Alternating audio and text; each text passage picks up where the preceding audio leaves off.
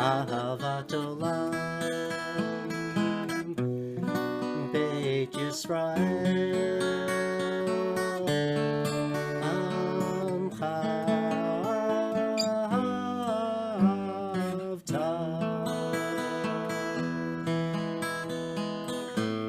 Torah u'mitzvot, chukim u'mishpatim, otanu limadita. Al kein Adonai Eloheinu, v'shachbeinu v'kumenu nasiyah b'chukecha, v'nismach b'divrei Toratecha u'mitzvotecha le'olam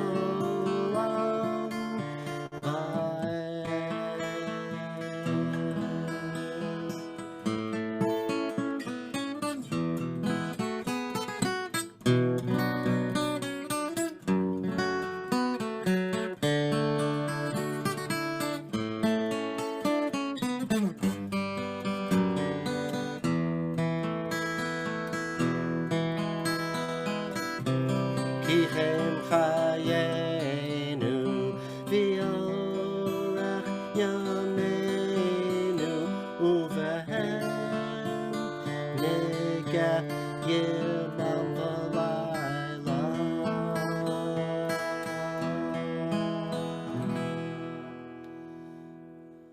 Wow, fantastic. So I just wanted to share one thing with you. Before we started, I just looked in this, it's called the Torah, a modern commentary, revised edition, which we've been studying out of for, I don't know, the last 4 or 5 months anyway. Does everyone see this? So there is a map of the Sinai Peninsula. This is unplanned because I just stumbled upon it as Gary was doing his song. The one thing that stood out to me, and I'm sure Dr. Michael can give us, or even anybody really can give us a little heads up here. Do you notice how many Mount Sinai's there are on this map? There's quite a few. There's a reason for that. Okay. Because in Israel, when you go through that area, Shalom talked about that. There's many different mountains. It's not one mountain. So that's where you have to understand there's different mountain ranges of Mount Sinai. That's the reason for that.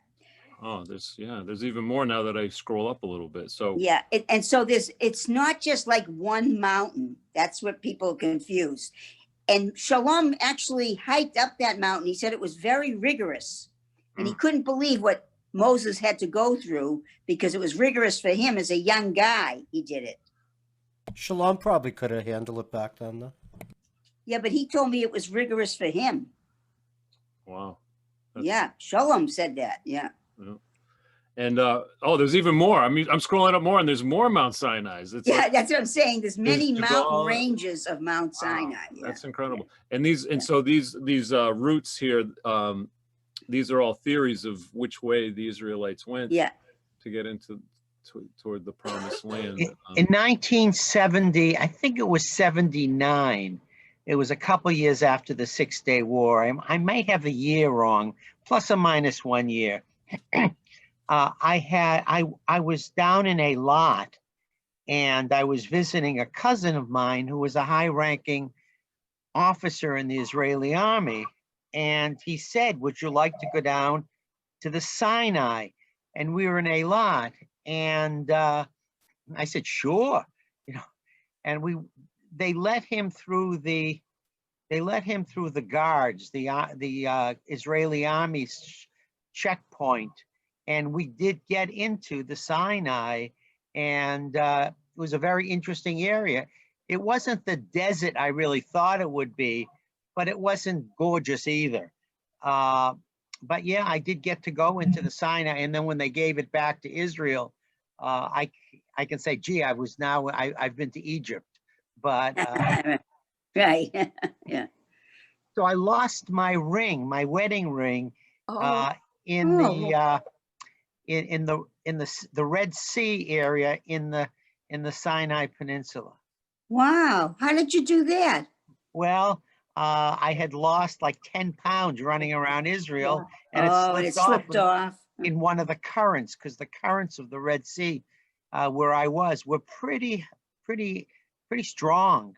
So I suspect someone, 1,000 years from now is going to find a ring, and they'll find it in their ear or something, and it'll say 1977 that I got married.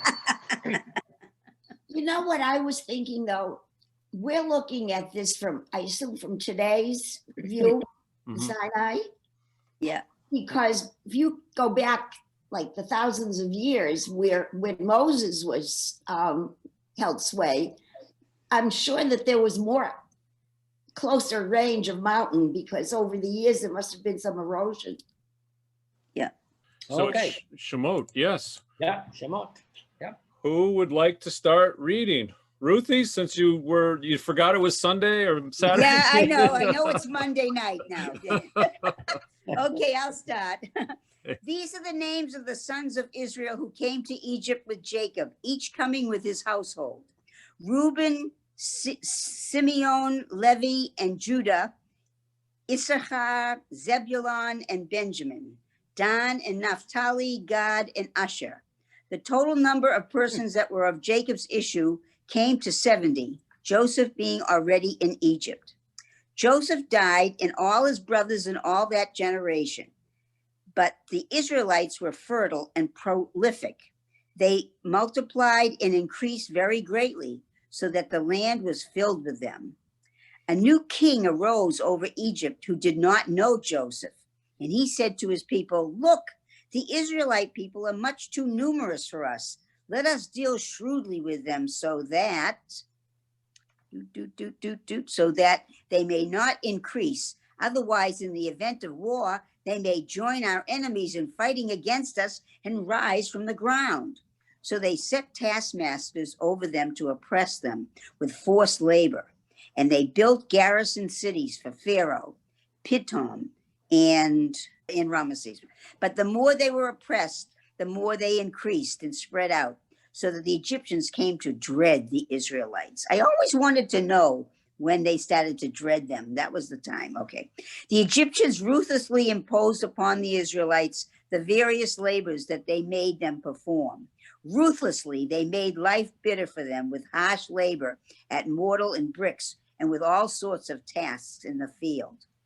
The king of Egypt spoke to the Hebrew midwives, one of whom was named Shiphrah and the other Puah, saying, "When you deliver the Hebrew women, look at the birth stool. If it is a boy, kill him. If it's a girl, let her live." The midwives, fearing God, did not do as the king of Egypt told them, and they let the boys live. So the king of Egypt summoned the midwives and said to them, "Why have you done this thing, letting the boys live?"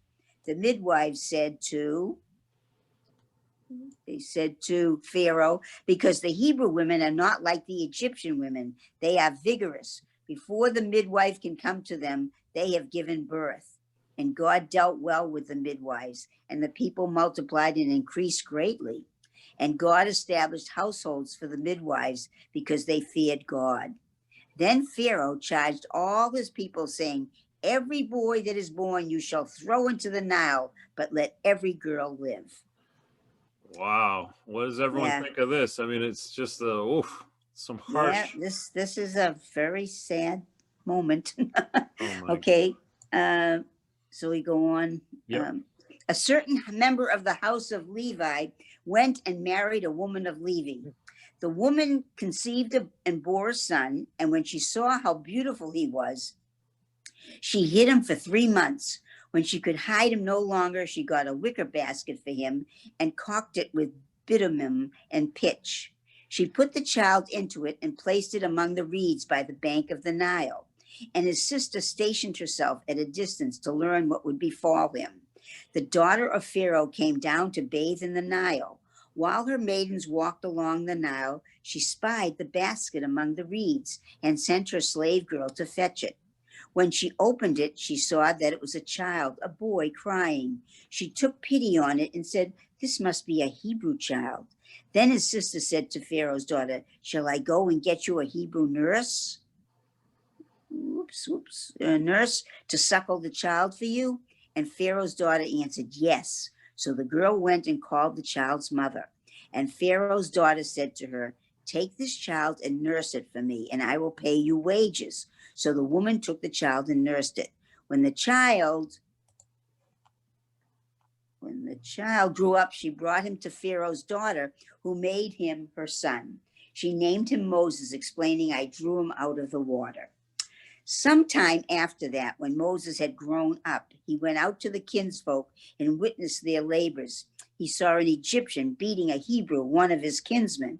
He turned this way and that, and seeing no one about, he struck down the Egyptian and hid him in the sand. When he went out the next day, he found two Hebrews fighting. So he said to the offender, "Why do you strike your fellow?" He retorted, "Who made you chief and ruler over us? Do you mean to kill me as you killed the Egyptian?" Moses was frightened and thought, "Then the matter is known." When Pharaoh learned of the matter, he sought to kill Moses, but Moses fled from Pharaoh. He arrived in the land of Midian and sat down beside a well. Now the priest of Midian had 7 daughters. They came to draw water and filled the troughs with water, their father's flock. But shepherds came and drove them off. Moses rose to their defense and he watered their flock. When they returned to their father, Reuel, he said, "How is it that you have come back so soon today?" They answered, "An Egyptian was our champion. He rescued us from the shepherds. He even drew water for us and watered the flock." He said to his daughters, "Where is he then? Why did you leave this champion? Ask him in to break bread." Moses consented to stay in that household, and Reuel gave Moses his daughter Zipporah as a wife. She bore a son whom he named Gershom, for he said, "I have been a stranger in a foreign land." Can we stop here for a second? Yes, A couple of yes. things. A couple of things I didn't realize was that Moses is from the house of Levi, right? Mhm, mhm. And so that's what, the priest class? Yeah, that's Yeah, right. that's right. And Mike, you remember that the Levites were the only ones who didn't get land. Right, right. And that's interesting that Moses is the one that's called to bring them to the land, right? I just also wanted to know, the priest of Midian, is he Israeli or is he No, Egyptian? It's Jethro. It's Jethro. Oh, is it Jethro? It's Yeah. Jethro, but in this, for some reason, in the English they say Reuel. I don't understand why they called him Reuel in this, because his name is Jethro. I don't understand Jethro. Yeah, can we go down a little bit? Ruel. Okay, there you go. On number 18, Ruel. Yeah, Yeah. but his name is Jethro. yeah, but I think that for some, there's a number of inconsistencies in the Bible. You have just mentioned one. The other Yeah. one is that Mount Sinai is also called Mount Horeb. Does anyone want to pick it up at 23? Cynthia, maybe? A long time after that, the king of Egypt died. The Israelites were groaning under the bondage and cried out, and their cry for help from the bondage rose up to God. And God heard their moaning, and God remembered the covenant with Abraham and Isaac and Jacob. God looked upon the Israelites, and God took notice of them. Now Moses, tending the flock of his father-in-law Jethro, the priest of Midian, drove the flock into the wilderness and came to Horeb, the mountain of God. An angel of the Eternal appeared to him in a blazing fire out of a bush. He gazed, and there was a bush all aflame, yet the bush was not consumed. Moses said, "I must turn aside to look at this marvelous sight. Why doesn't the bush burn up?" When the Eternal saw that he had turned aside to look, God called to him out of the bush, "Moses, Moses." And he answered, "Here I am." And God said, "Do not come closer. Remove your sandals from your feet, for the place is holy ground." And continued, "I am the God of your father's house, the God of Abraham, the God of Isaac, and the God of Jacob." And he hid his face, for he was afraid to look at God. And the Eternal continued, I have marked well the plight of my people in Egypt and have heeded their outcry because of their taskmasters. Yes, I am mindful of their sufferings. I have come down to rescue the Egyptians and to give that land to a good and land, a land flowing with milk and honey, the region of the Canaanites, the Hittites, the Amorites, the Perizzites, the Hivites, and the Jebusites. Now the cry of the Israelites has reached me. Moreover, I have seen how the Egyptians oppressed them.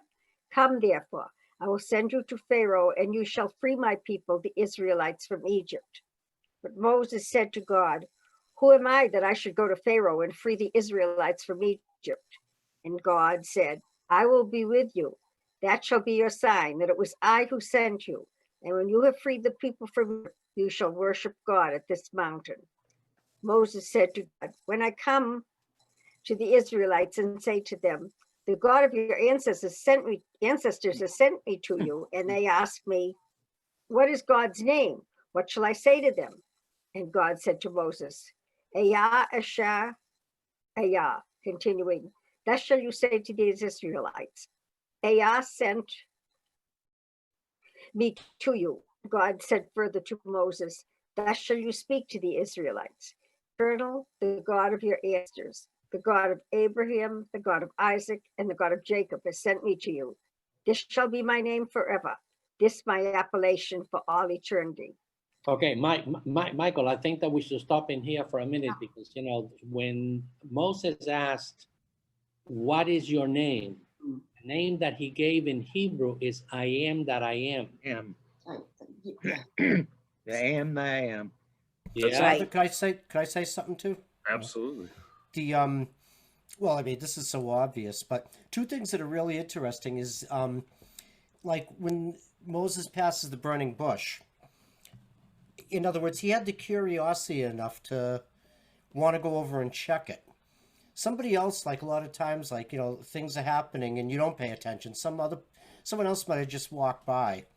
But Moses had caught his attention, and once it caught his attention, then God knew that, you know, that he was somebody that, it's hard to explain, that he took initiative. But yet then, you know, we see him doing what most of us do when we're asked to do something mega. A lot of times, not always, but a lot of times we come up with all the reasons why we can't, whether due to insecurities or whatever it is. And ultimately, you see how Moses, you know, ultimately became like, you know, such a great prophet. But at the beginning, you know, he was making every excuse. I love that. Yeah, I love it. Yeah, he also had a speech impediment, and he didn't think that he was a good, you know, speaker for the people. No, that's why Aaron spoke for him. Mhm. But it was very important. Now, I always thought it was so important that he kills the Egyptian. And that sort of sets up a stage for him that, you know, when he goes to the Pharaoh later on, they say, well, you know, he wasn't a fop. This guy was a tough guy. And this was so important that they set this up for him. He wasn't a fop. He was a pretty tough leader. So important that they set the stage right up front with him that, you know, he's a no nonsense guy. You know, Gary understands that. You know, he saw a couple of a former president get pretty tough a couple of times. He's a no nonsense guy, and they want to set that up pretty right up front. Right. And some of the things that I pick up from it too is he'll go out of the way to help people, right? I mean, Yeah. he's watering the flocks for the people that are getting oppressed a little bit. But then and also you see a little bit of God's personality come out a little bit too here, where God's like, I hear the people's cries.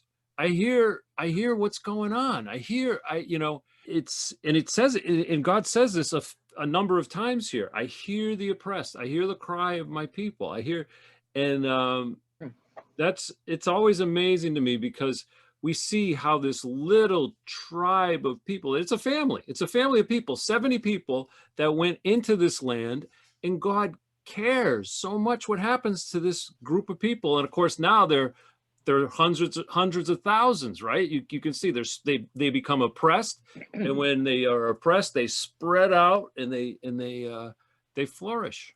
And Mike, one other comment that, we're going to go later on. We're going to see the death of the firstborn of the Egyptians.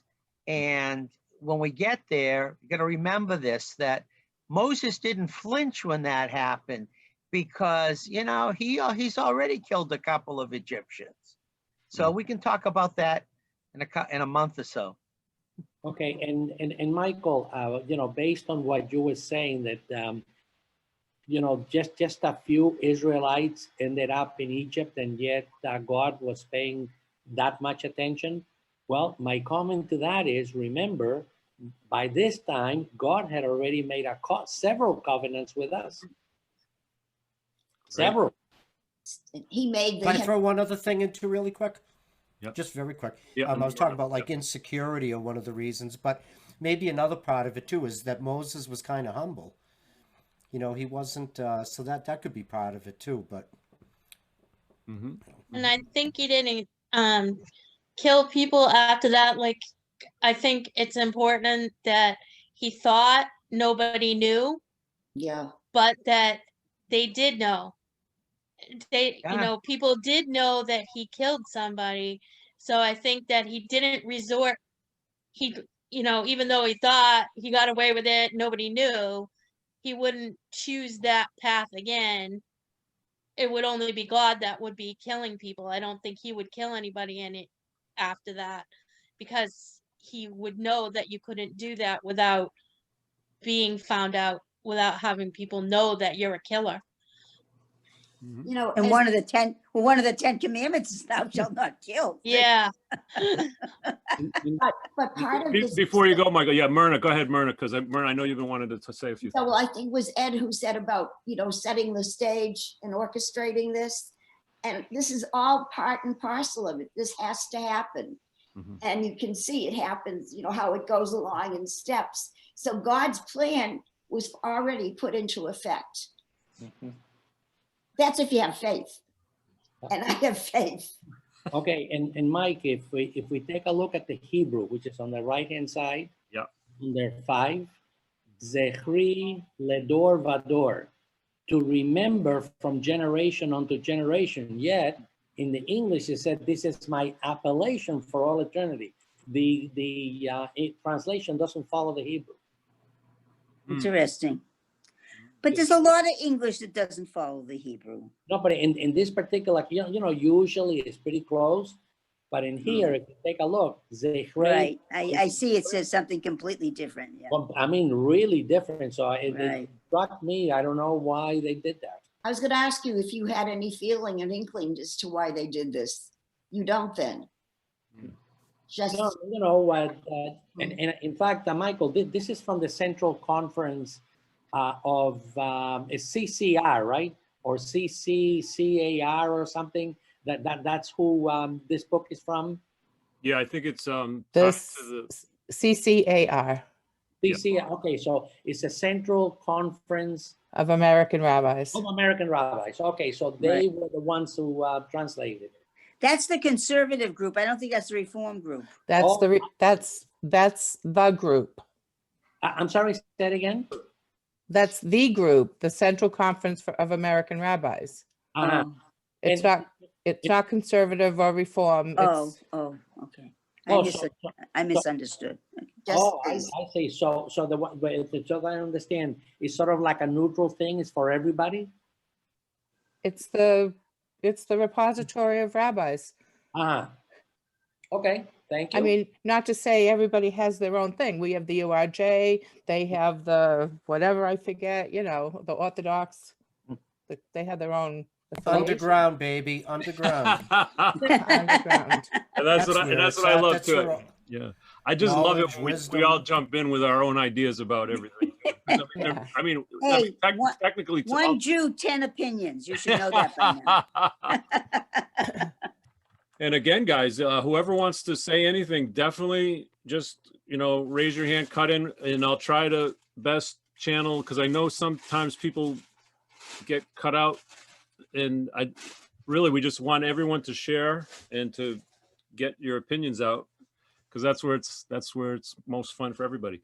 So I believe we're at 16, right? Yeah. Myrna, do you want to go for 16? Everyone's been doing such a great job reading, Cynthia and Ruthie, and everyone's great. You want to? You're muted now, Myrna. Sorry. There you Go and assemble the elders of Israel and say to them, the Eternal, the God of your ancestors, the God of Abraham, Isaac, and Jacob, has appeared to me and said, I have taken note of you and of what is being done to you in Egypt. And I have declared, I will take you out of the misery of Egypt to the land of the Canaanites, the Hittites, the Amorites, the Perizzites, the Hivites, and the Jebusites, to a land flowing with milk and honey. They will listen to you. Then you shall go with the elders of Israel to the king of Egypt, and you shall say to him, Eternal, the God of the Hebrews, became manifest to us. Now, therefore, let us go a distance of 3 days into the wilderness to sacrifice to the Eternal our God. Yet I know that the king of Egypt will let you go only because of a greater might. So I will stretch out my hand and smite Egypt with various wonders, which I will work upon them. After that, he shall let you go, and I will dispose the Egyptians favorably toward this people, so that when you go, you will not go away empty-handed. Each woman shall borrow from her neighbor, and the lodger in her house, objects of silver and gold and clothing.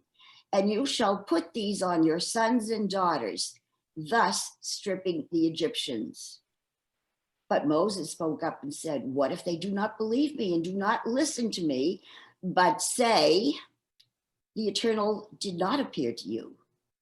The Eternal One said to him, what is that in your hand? And he replied, a rod. God said, cast it on the ground. He cast it on the ground and it became a snake. And Moses recoiled from it. Then the Eternal said to Moses, put out your hand and grasp it by the tail. He put out his hand and seized it, and it became a rod in his hand, that they may believe that the Eternal, the God of their ancestors, the God of Abraham, the God of Isaac, and the God of Jacob, did appear to you. The Eternal said to him further, put your hand into your bosom. He put his hand into his bosom, and when he took it out, his hand was encrusted with snowy scales. And God said, put your hand back into your bosom. He put his hand back into his bosom, and when he took it out of his bosom, there it was again, like the rest of his body. And if they do not believe you or pay heed to the first sign, they will believe the second. And if they are not convinced by both these signs and still do not heed you, take some water from the Nile and pour it on the dry ground, and it, the water that you take from the Nile, will turn to blood on the dry ground. But Moses said to the Eternal, please, O my Lord, I have never been good with words, either in times past or now that you have spoken to your servant. I am slow of speech and slow of tongue. And the Eternal said to him, who gives human speech? Who makes them dumb or deaf, seeing or blind? Is it not I, the Eternal? Now go, and I will be with you as you speak, and will instruct you what to say. Okay, hold on just 1 second, Myrna. Yeah. If you take a look at what Myrna just read for us, Yep.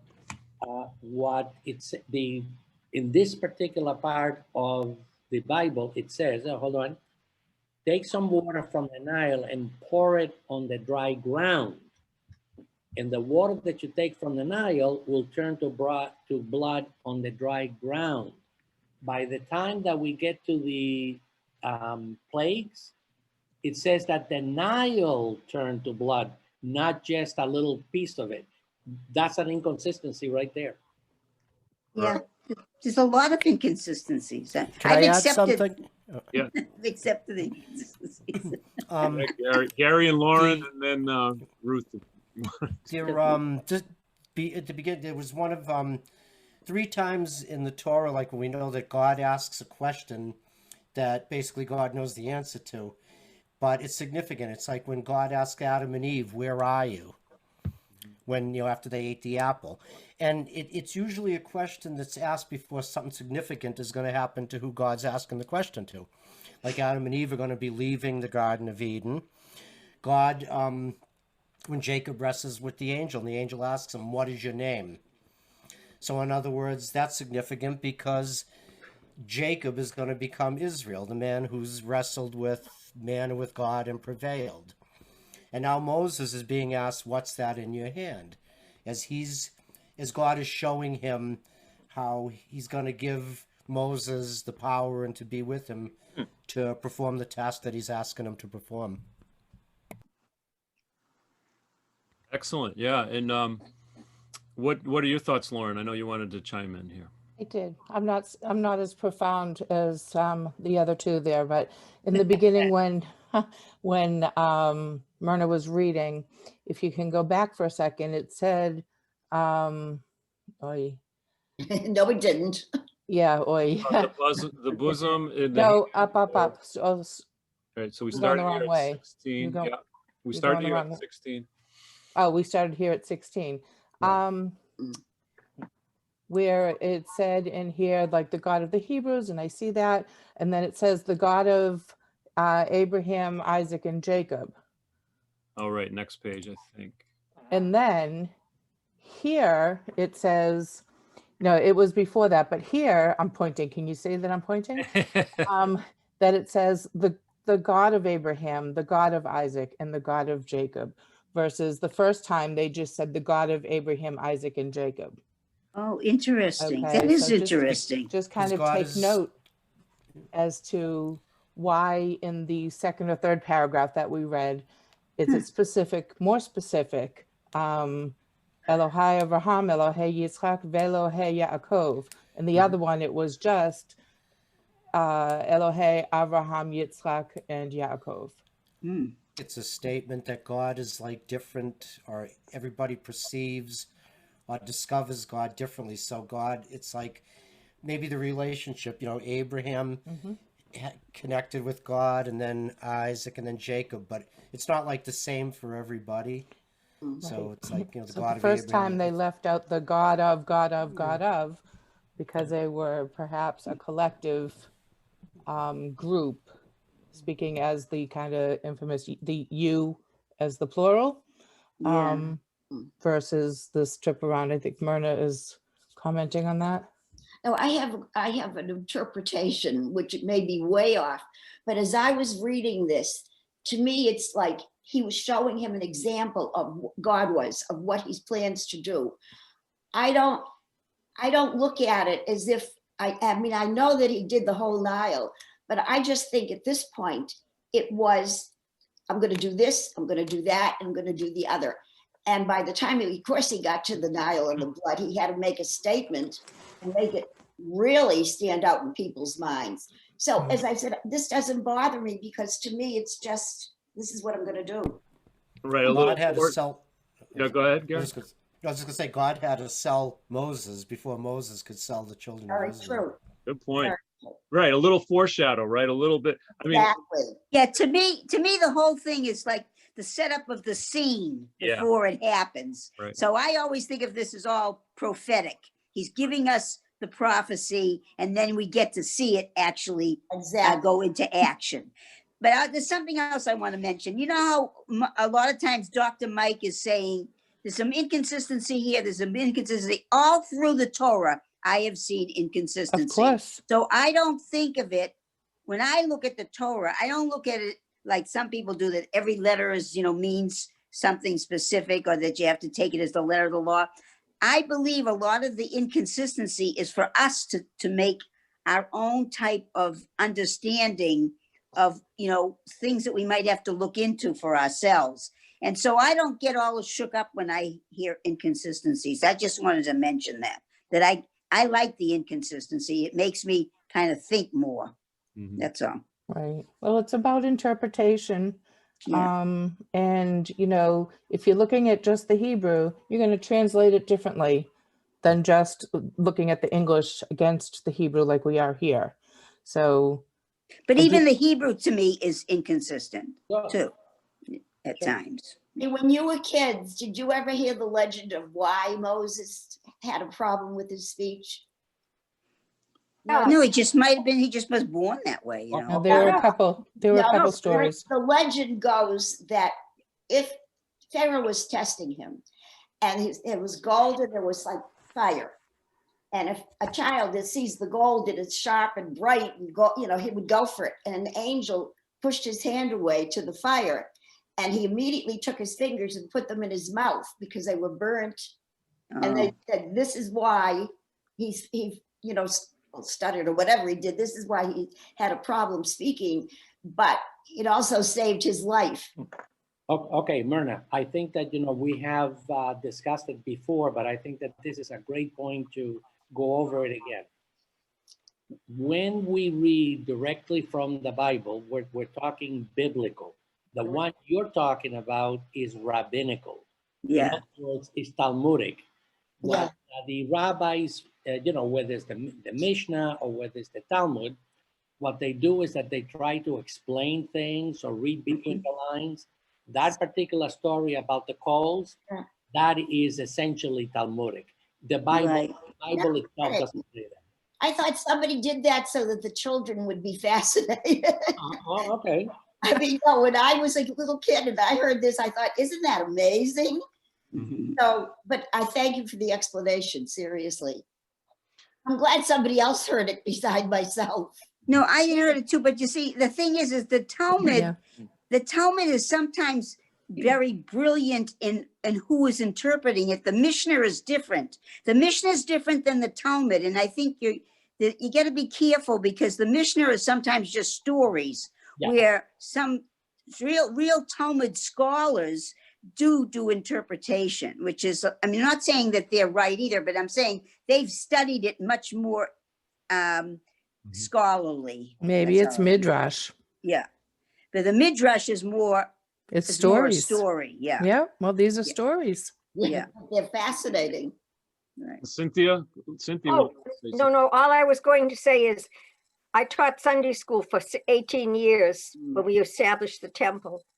And I told the story just like Myrna said. And now there are probably hundreds of adults going around. But Cynthia, I learned that in Sunday school myself at the Hecht House, and Oh, see, I have never forgotten it. I went to the Hecht House. I remember the Hecht House. Raka, did you want to weigh in on this? Yeah, I don't think that the whole Nile became of blood, because what I have read says that only the parts that had to do with the Egyptian. The Nile is more than Egypt. Right. Hmm. It's true. So it That's a was good point. only in what had to do with the Egyptian. So it was Hashem's hand, Mm, because the plague was for the Egyptian. yeah. And my source for that is the Me'am Loez, Is what? 18th century. The Me'am Loez, 18th century. Oh, Okay. Is I that a don't know rabbi? much. Is that a? Yeah, it's what they did for Sephardim. I'm not Sephardic, but this work was originally published in Ladino. Then it went to Hebrew. Now we have it translated in English. This is 18th century. And I Mhm. remember distinctly that it said not the whole Nile was not of blood. It was because an Egyptian's neighbor may have had a normal area of the Nile. This was a Interesting. plague for the Egyptians. That's interesting. It is. That's what the Me'am Loez says. Fascinating. Enough to It was stand published out, though. 18th century in Constantinople in Turkey. Wow. Now the other, Interesting. that's awesome. I love all this input. This is fantastic. And I was just going to add one comment is that it's like, I feel like this is the first time we see God really interacting in a physical way of changing things, you know, making it everything like, Yes, ostensibly, yeah, that you can like, really see it. We haven't seen this since Extensively, the yeah. beginning of creation, where God's taken an active Right. role to say, take the rod, throw it on the ground. That's wonderful. You know? And this is big. That's We haven't seen it. beautiful. Yeah.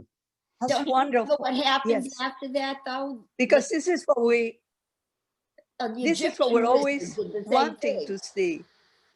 The Egyptians threw down the rod and they had snakes, but Moses' snake ate up the other snakes. Yeah, we're gonna get to this. We're gonna get to that. But this is great. You can do, I can do better. All right, who wants to take it? I have a question. Oh, okay, Dr. Ed. I have a really question, Michael, and you can maybe answer it, and maybe Annie. We as Jews have spent eternity looking at the meaning of every single word in the Torah, in the Old Testament, and spending pages and pages and pages, literally in the Talmud, fighting over what that word means. I'm just curious because I don't know the answer. Do they do the same in the New Testament, or is this a Jewish thing? I don't think we go into, I mean, this is just one person's opinion.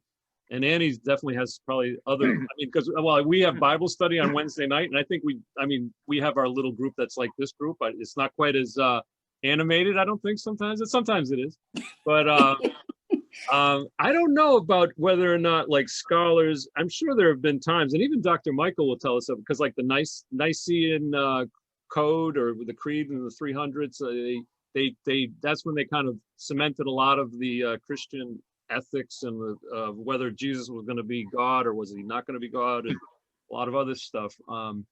But I don't think it's the same, no, because the Torah is so small, right? And so when you get to the Christian Bible, you start at Torah, then you add the prophets, and you add all the things that go up to the end of what we call the Old Testament, which is the Hebrew Bible.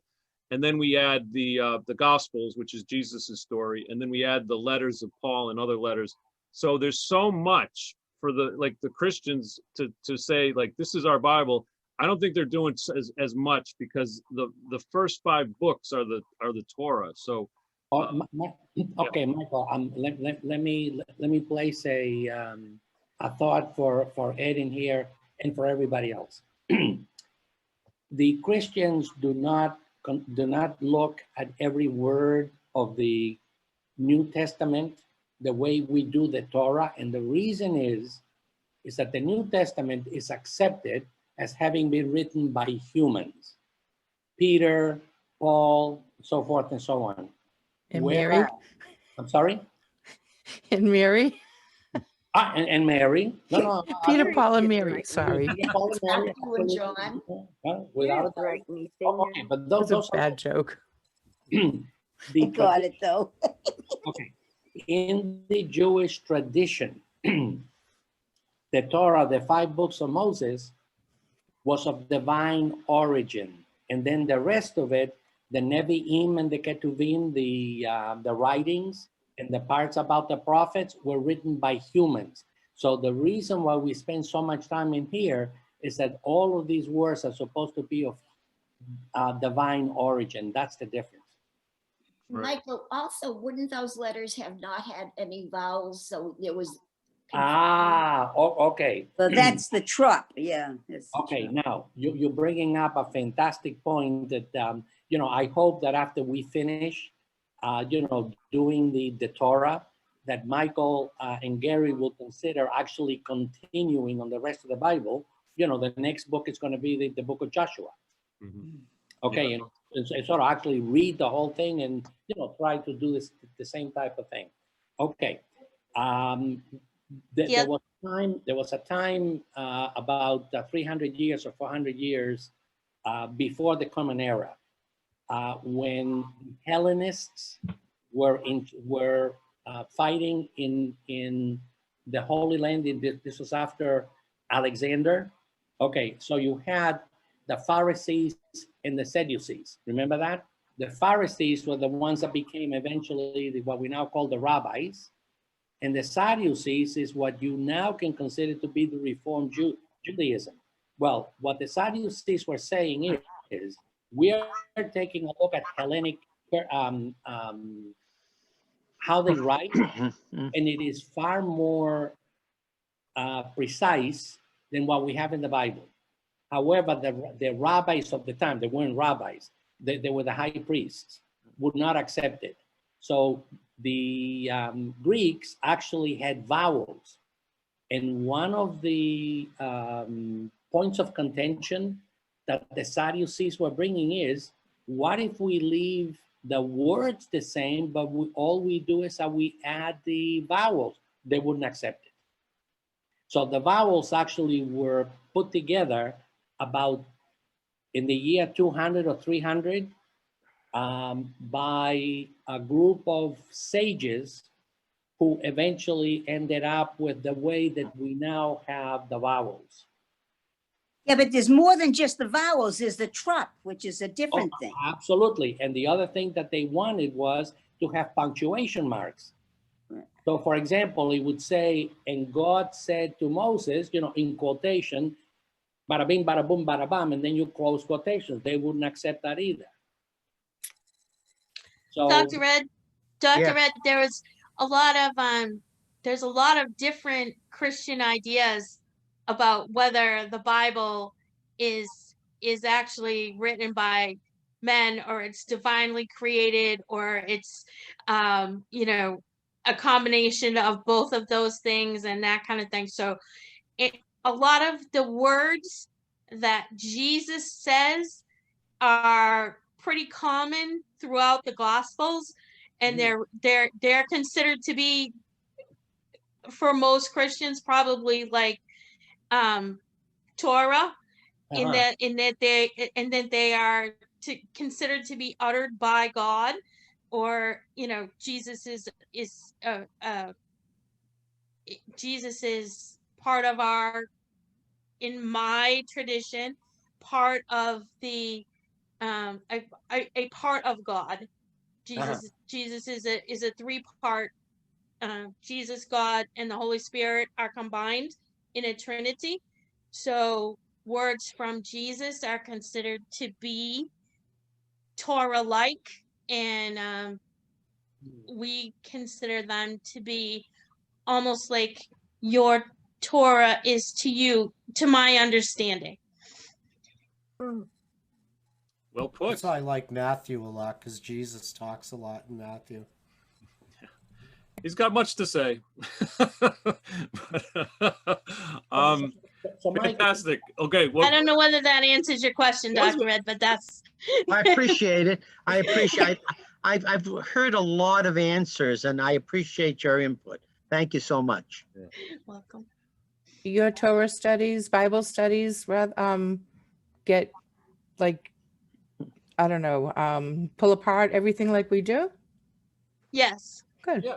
And we have different versions of the Bible, of our Bibles that we use. So, so we, just like you guys have, you know, Reform and Orthodox, and we have all different versions of our Bible to go with. And we say, why does this version pick this word?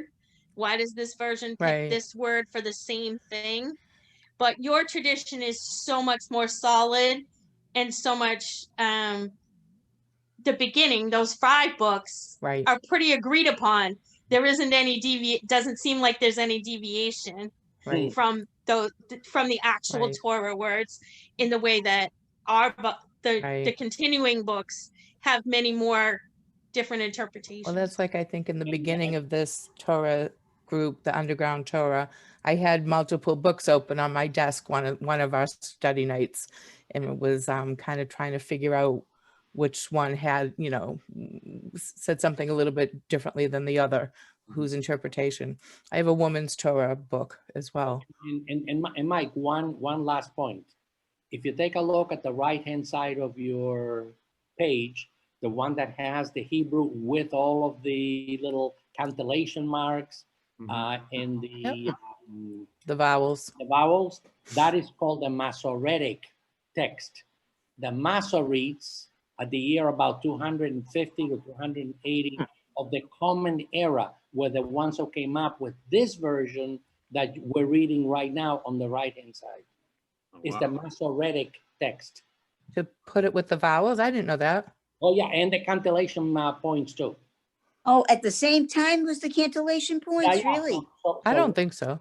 I don't, I thought that was earlier. That's not what No, he's no. saying, though. No, as a matter of fact, if you take a look at most of the text that we use, our text will say the Masoretic text. Mhm. And they got together and they came up with this version right over here. I gotta say that I could never learn Hebrew without the help of the No. vowels. I'm sorry.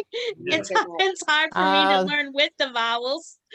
You'd be surprised. You'd be surprised if you spoke it. Let me say, like the Israelis, it would, to them, you know, they don't need the vowels anymore. Ugh. But even me, who learns Hebrew, I would have trouble without the vowels because I Yeah. don't speak it. You understand? So it's Yeah. not that it's. Yeah, but even yeah. even not speaking it fluently, after learning the prayers, I guarantee Oh yeah, the you will prayers. You're pick, right. Yeah, you right. will pick out words even without vowels from the Torah. That's true. That is true. Yeah, I'm talking about not just prayers. I'm But talking that's about. but she's talking the Torah, Ghettos so in Yeah, Poland alright. and Russia and every place in Lithuania where the people argued over every single sentence, every single word. My father-in-law said the way he learned was as he was growing up, he had to work in the synagogue and help clean it, you know, clean up and whatever. And that's how he learned. And he slept on the benches, on the pews at night. Wow. So that I don't know. I went to Hebrew school 5 days a week wow. for 6 years. Mm. And we did a lot of Talmud and Gemara and all of these things. And we would study in the Talmudic way, in which you would argue one way with somebody for 20 minutes, and then you'd have to switch. Oh. And then you'd have to switch. So you would see the other. So, The other and that side. was all done in Hebrew. I was very fluent at one point. But you have used that in my training many years, and a lot of colleges use the Absolutely. Talmudic as well as the Socratic method for studying in that way. And it's very interesting. We should talk about that sometime, but I don't want to. I just asked a question because I wanted I wanted an opinion, and I got it. So thank you. You sure did. You sure You did. sure did get it. Sorry, Dr. Ed. No, I'm sorry. Look. That's what you do when you're going underground. You're going to get it all. It's You know, no stone unturned. as people said, was I lectured all over the world. They said, Ed, you know, you're not the best scientist in the world, but you sure are entertaining. That's why I haven't missed one in the last 3 now. I'm very much enjoying that. Very And- impressed. We love having you.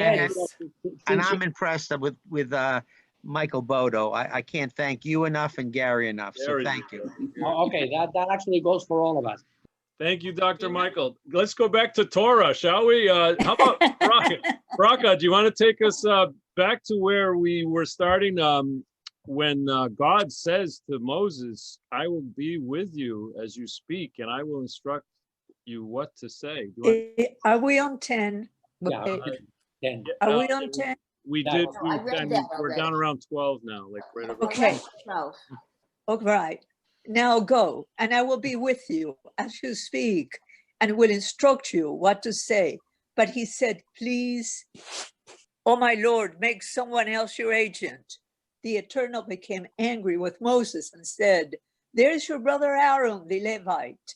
He, I know, speaks readily. Even now he's setting out to meet you, and he will be happy to see you. You shall speak to him and put the words in his mouth. I will be with you and with him as you speak, and tell both of you what to do. And he shall speak for you to the people. Thus he shall serve as your spokesman, with you playing the role of God to him. And take with you this rod with which you shall perform these signs. Moses went back to his father-in-law, Jethro, and said to him, let me go back to my kinsfolk in Egypt and see how they are faring. And Jethro said to Moses, go in peace. I have a question on that. I don't remember hearing God say to Moses in anger, you know, there's your brother Aaron. I thought it was all very smoothly done when Moses complained, and I thought Aaron was a part and parcel with Moses. No. Michael, you've got your head saying no. What do you want to say about it? Well, it's because, you know, in here, okay, Moses is back in Egypt. Aaron is back in Egypt. So all of this is happening between Moses and God, nobody else. I know, but God was angry with him. He said, Why do you say that God? Okay, the Eternal became angry. With Moses. Right, with Moses. And he said, well, there's your brother. I mean, you know, he said, originally he said, I will help you speak. And then that, you know, Moses was still unsure about that. And that's where I thought that's why he became angry, that he did. Well, far be it from me. Can I just add one word here?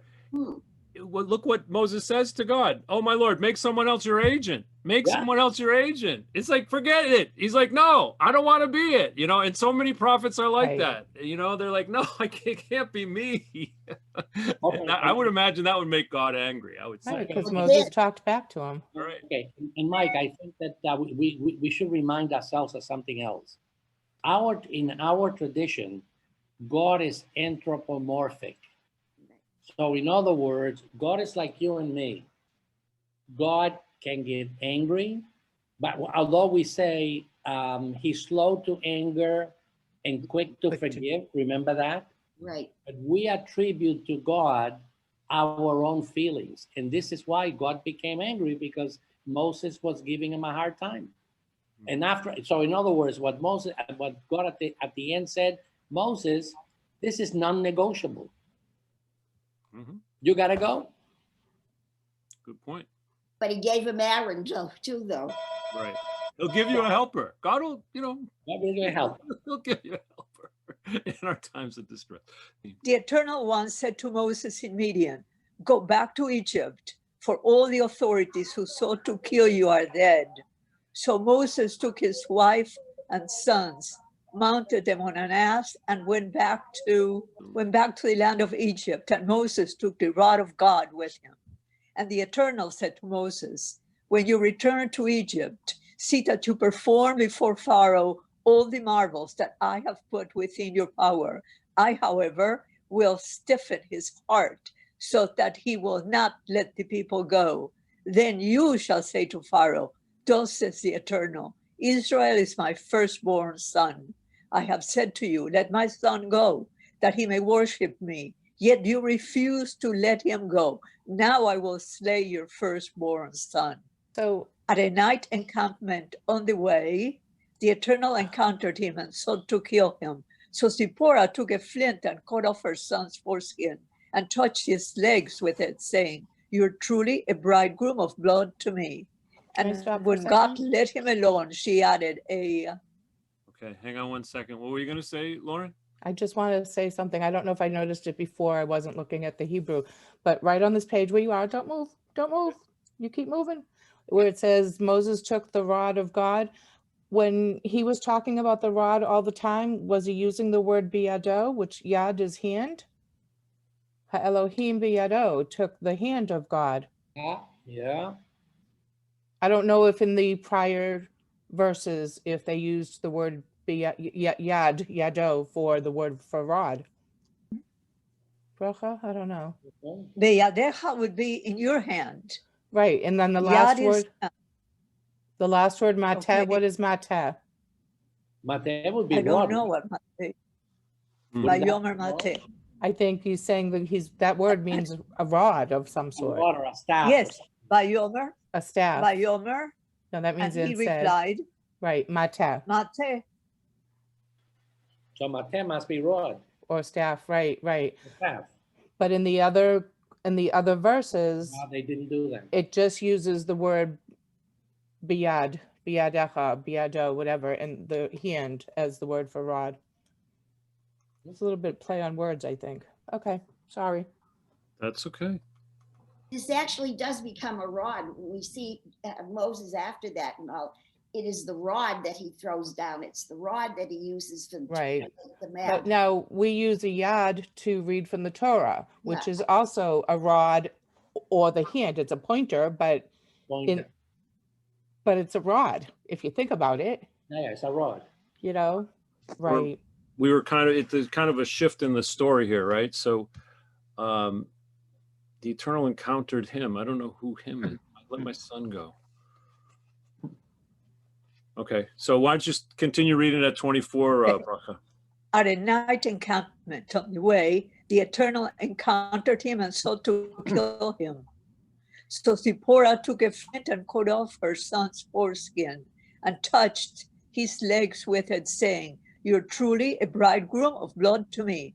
And when God let him alone, she added, "A bridegroom of blood because of the circumcision." Oh. The Eternal One said to Aaron, "Go to meet Moses in the wilderness." He went and met him at the mountain of God, and he kissed him. Moses told Aaron about all the things that the Eternal had committed to him and all these signs about which he had been instructed. Then Moses and Aaron went and assembled all the elders of the Israelites. Aaron repeated all the words that the Eternal had spoken to Moses, and he performed the signs in the sight of those assembled. And the assembly was convinced when they heard that the Eternal had taken note of the Israelites and that God had seen their plight. They bowed low in homage. Nice. Afterward, Moses and Aaron went and said to Pharaoh, "Thus said the Eternal, the God of Israel, let my people go that they may celebrate a festival for me in the wilderness." But Pharaoh said, "Who is the Eternal that I should heed him and let Israel go? I do not know the Eternal, nor will I let Israel go." They answered, "The God of the Hebrews has become manifest to us. Let us go. We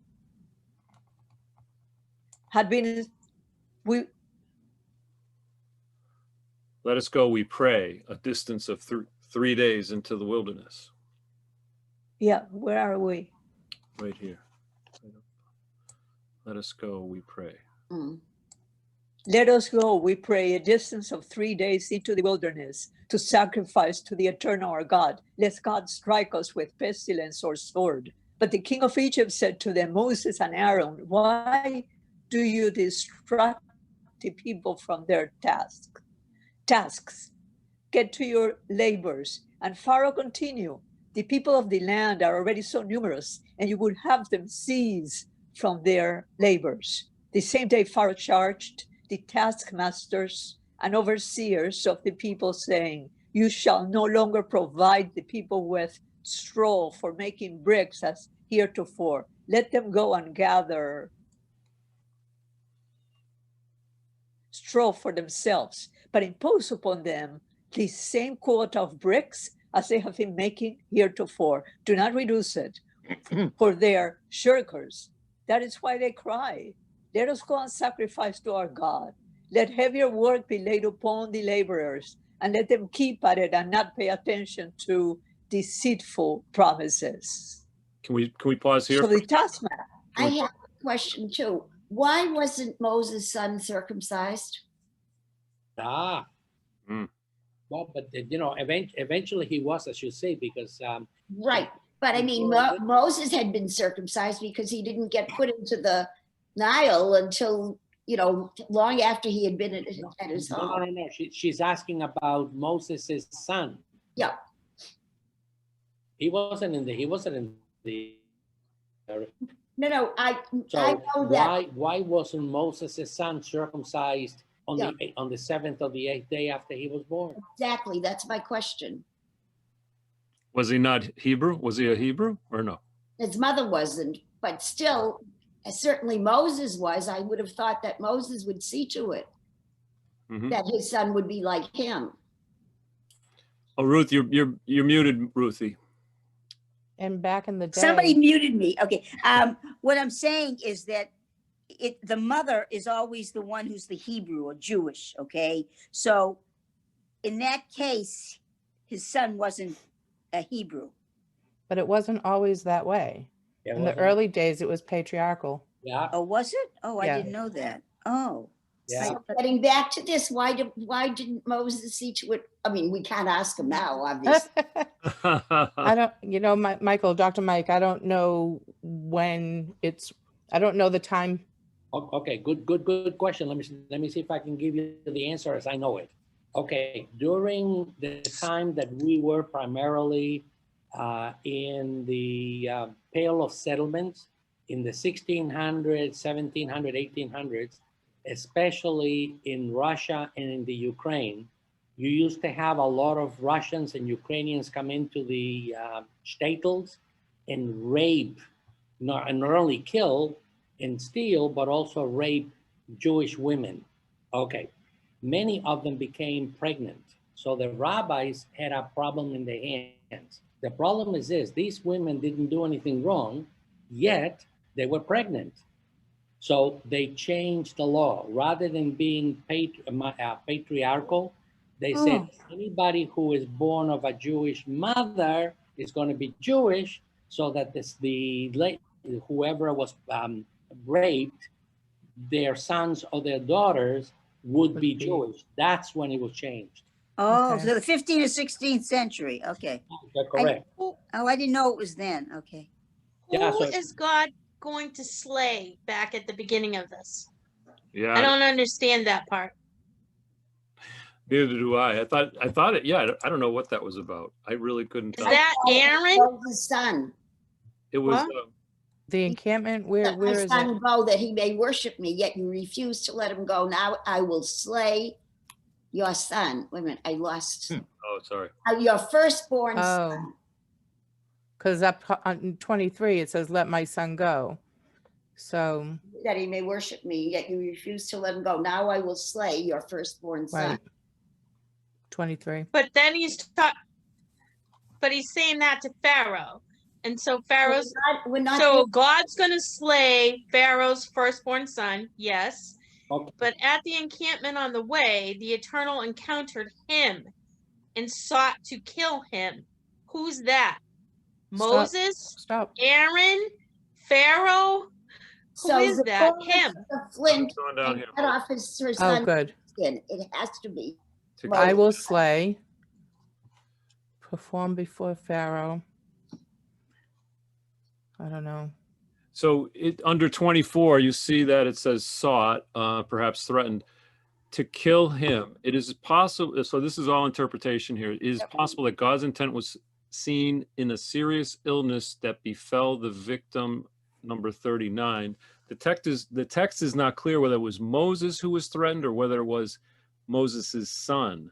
See how it was like the mother had to circumcise the son. Yeah. Right. Yeah. So And that- now we have to look at the that might essay be on enough. page 365.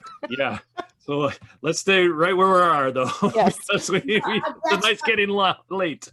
That's why I had felt that the antecedent was Moses' son. And that's why Zipporah did what she did. Do you think that maybe God would have threatened to kill Moses' son Sounded that to way. show him how he would have killed the firstborn of Firstborn Egypt, of the like that? Egyptians, You know, yeah. that he meant But business. doesn't it Or sound this way? That Maybe. Yeah, Hmm. could be. Could be. All right, moving right along. Now this is why I wanted to stop too, is because this whole idea of making bricks without straw, right. some African Americans have brought this part of the Torah up as giving them such strength when they read through this, when they were enslaved in America. These words jumped off the page. I mean, this is what created this is what empowered a whole nation within a nation, right? Inside America was the African American nation. And they took, and this is so important because one of the things, and I think it was Martin Luther King or somebody, one of the greats, was saying that African Americans, when they were given a chance, the only thing they wanted to do was learn how to read and they wanted to do that so that they could read the Bible. So these words, they jumped off on the page to them because they understood these words more than any other people probably at that time period, right? 1700s, 1800s. So this whole thing of taking away the straw, there was a gentleman, gosh, I see his face, but I can't think of his name. He started the Tuskegee Institute, and we were talking about him, Gary and Michael Zeischer, the other, and he talked about this specific thing because they were making that college, that historically Black college, they were making it from bricks. They were actually making bricks to build that school, and it was something that they never did before. But they were taking their strength from this. So I mean, to me, it's just like the universal language, the universal stories that give people strength are right from here. It's right from this source. It's for everybody. It's so amazing to me. It's absolutely amazing. But anyway, I digress. Okay. You're actually telling us that they actually built that building brick by brick? Yeah, the Tuskegee Institute. Hmm. Yes. And They actually made the bricks themselves. yes, Up from Slavery is the name of the book. Up from Slavery. Oh, I read that book, Up from And I know I Slavery. can't think of the name either of the guy. Washington, Booker T. Washington. Booker Right, T. Washington. Right. I Booker T. have a Washington. brain freeze. Booker Yeah. T. Washington. I Go, remember Ruth. reading that in high school, yeah. Beautiful story. The Beautiful. fabulous story, yeah. All right. He was Who the wants first to? African American to dine at the White House with President Teddy Roosevelt. Mm. Right. Great stuff. All right. Who wants to pick it up? I think we're at 6-1, right? Yeah, I can go ahead. All right, Dr. Ed. Thank you. Then the Eternal One said to Moses, "You shall soon see what I will do to Pharaoh. He shall let them go because of greater might.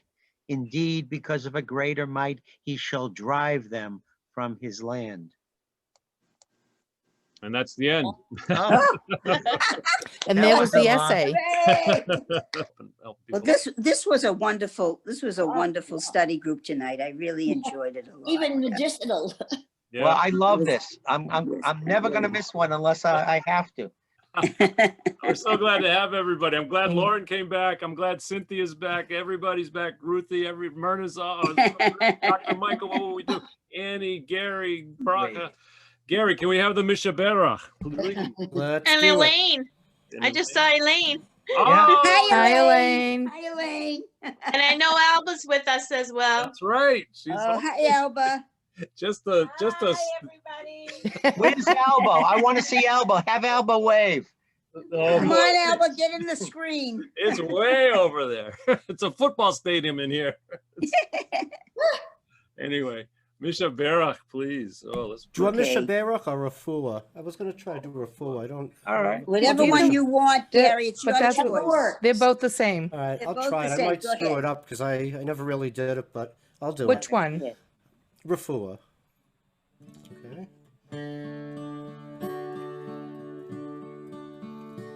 Vishlach lahem b'mheira refuah shelema refuat hanefesh refuat haguf Vishlach lahem b'mheira. Grant to them, O God, refuah shelema, perfect healing of spirit and relief from pain, swiftly grant to them, O God, perfect relief and relief from pain, swiftly grant to them, O God, Yishlach b'neihem,